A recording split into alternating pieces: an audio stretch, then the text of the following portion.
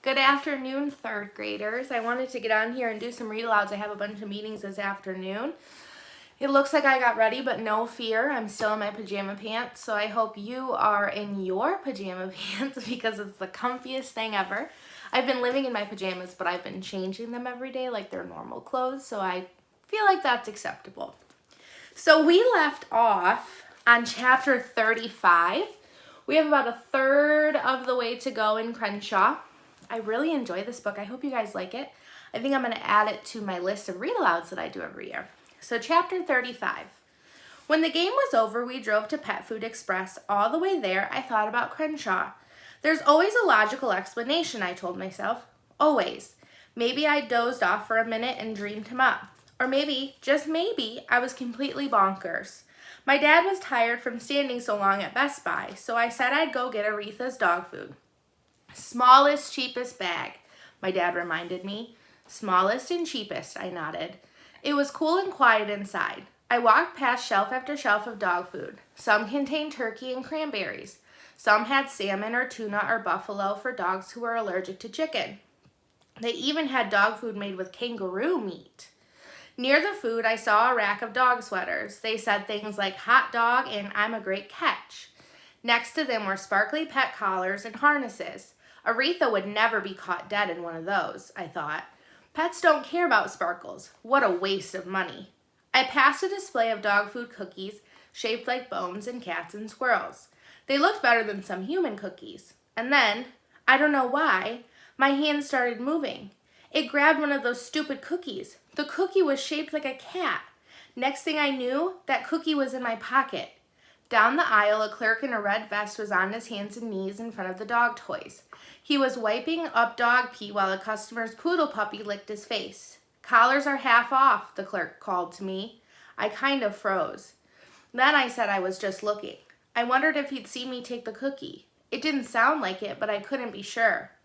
You know, scientists found that dogs maybe really do laugh, I said. My words were spilling fast like pennies from a holy pocket.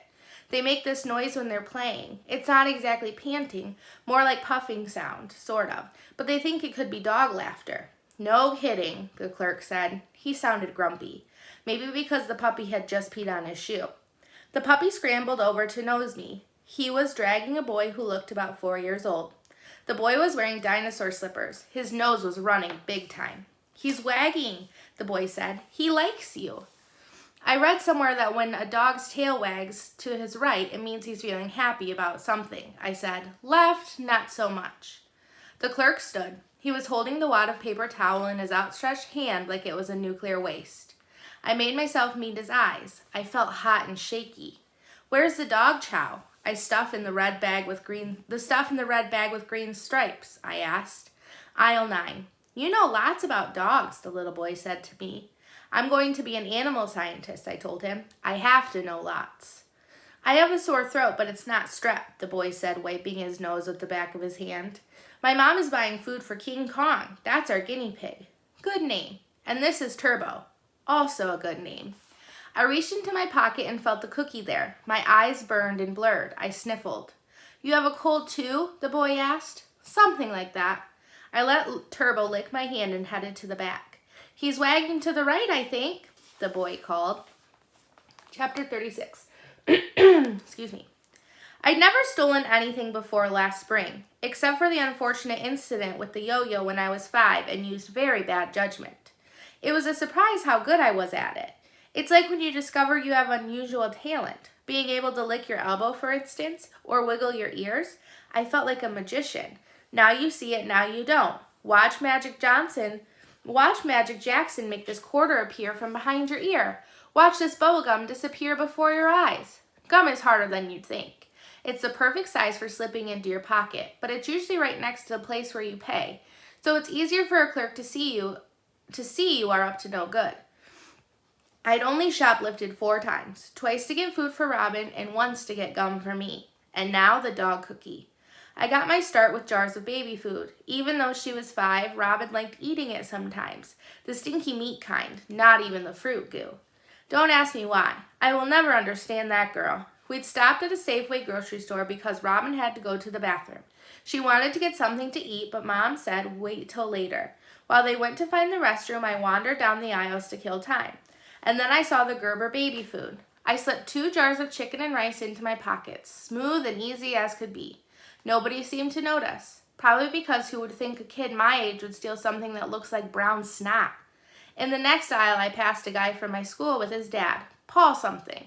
He was pushing their shopping cart. They had a giant snack pack of barbecue potato chips, and those lemonade drinks in little boxes, and a giant bag of red apples. I waved very casually, and it's not like I'm showing bad judgment or anything kind of wave. Paul waved back. I walked right out the door with Robin and my mom, no sweat. No lightning came down to zap me. No police cars zoomed in with sirens howling like coyotes. Later at home, I pretended to find the jars in the back of a cupboard. My mom was really happy, and so was Robin.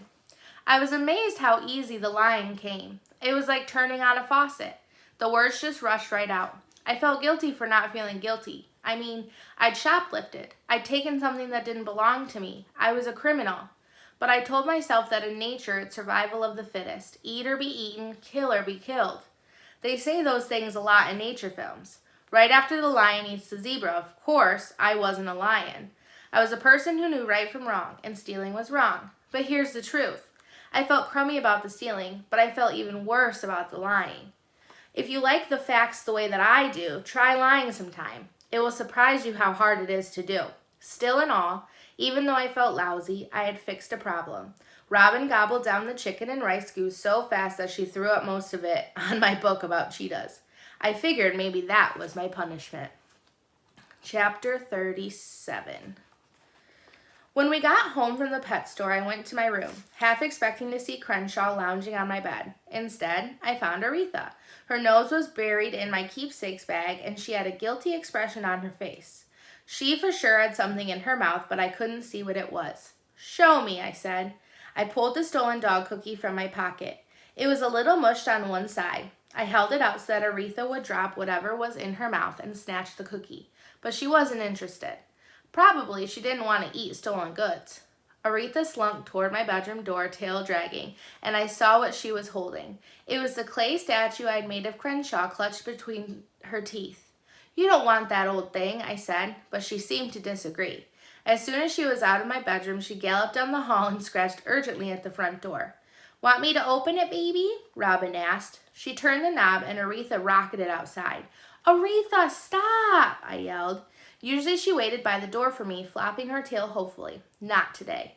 I grabbed her leash. She was heading straight for Marcel's house, which was about half a block down the street. Aretha loved Marcel. She also loved Marcel's 7 cats, who enjoyed sunbathing on the screened-in back porch. I found Aretha in Marcel's old sandbox. Marcel didn't use it anymore, but Aretha loved it. She was already digging a hole. Sand fanned skyward like sprinkler spray. Aretha was an expert digger. She'd bury 2 water bowls, a TV remote control, a pizza box, a Ziploc bag of Legos, 3 Frisbees, and 2 of my homework folders there. Not that my teachers had believed me. Marcel was wearing flip-flops in her pajamas, which had snoring sheep on them. She loved pajamas.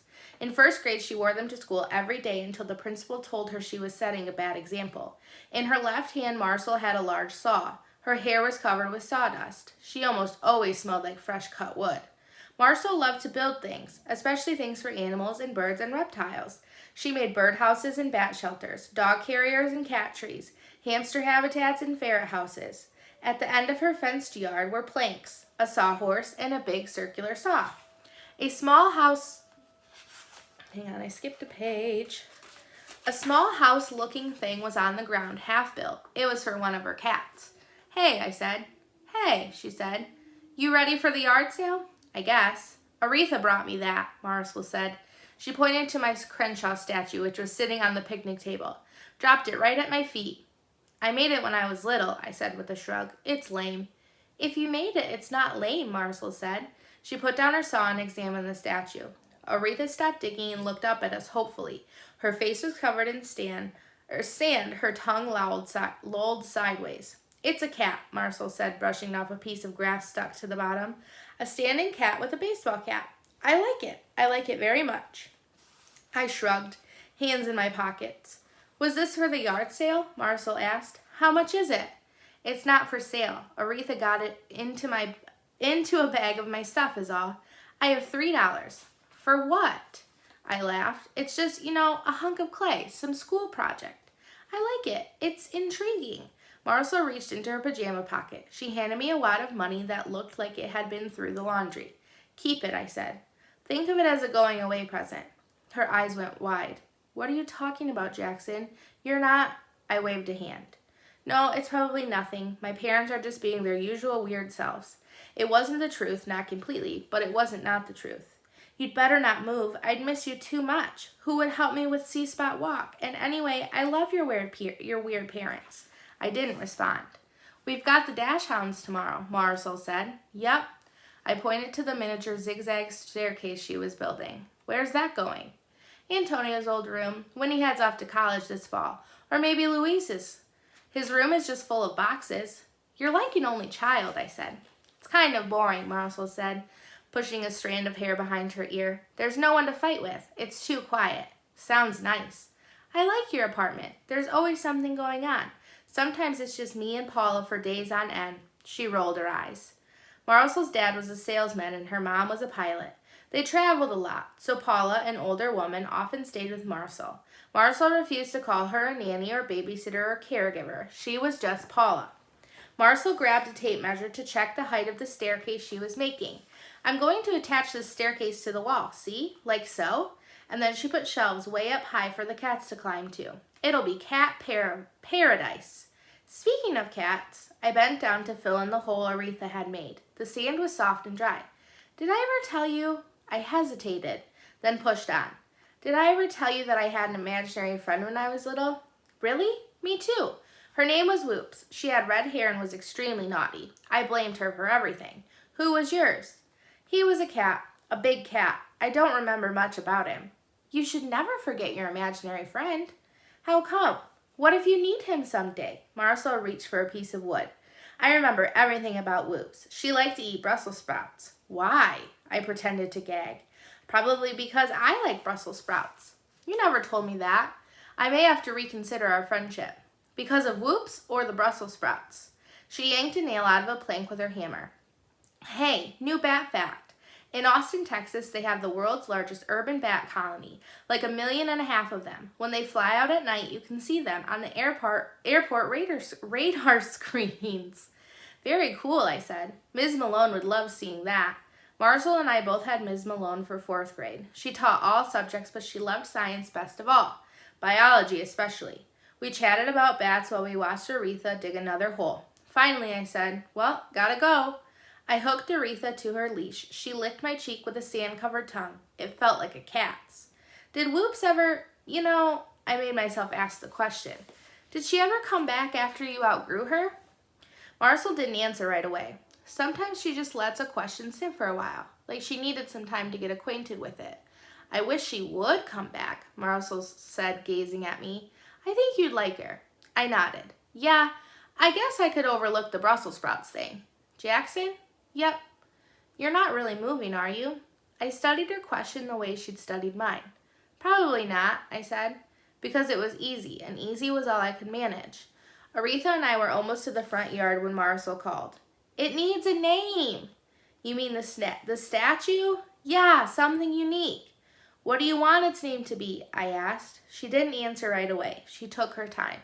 Finally, she said, Crenshaw would be a good name for a cat, I think. Oh my goodness. Do you think Marcel knows about Crenshaw?